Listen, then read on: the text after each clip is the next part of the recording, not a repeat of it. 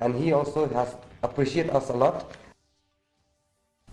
Namar baka Meghalaya kabadon haki benta bajur ke jingknyuk Jumai ya kabala jutip kum ka seismic zone basan mat khnang ban Pynkhreh eladia ladawan ja ka jingknyuk Jumai ka Meghalaya State Disaster kala pelong e karukom kumno ban Pynkhreh Lada khi Jumai abaro khat artli ki district hagajala lapen kamti haki bo penyat district ban itu kumbasan teli ki jaka hakawai pakawai ke district aba penyat ya kejingelang Commissioner and Secretary Ketnat Revenue and Disaster Management Sanjay Goyal ula ong baki bo penyat district kila shim jingken ya kejingdon ki yeng ki balarem bat belator hagajala ban light na kejing mensau.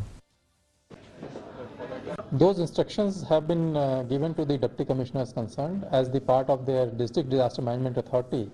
They are empowered under the Disaster Management Act of 2005 to carry out the assessment of these structures and take appropriate action. This is a continuous exercise, and the Deputy Commissioners concerned are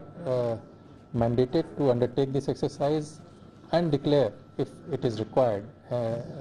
those buildings which are unsafe for habitation or are hazardous, to declare them as unsafe and take appropriate action under the Act.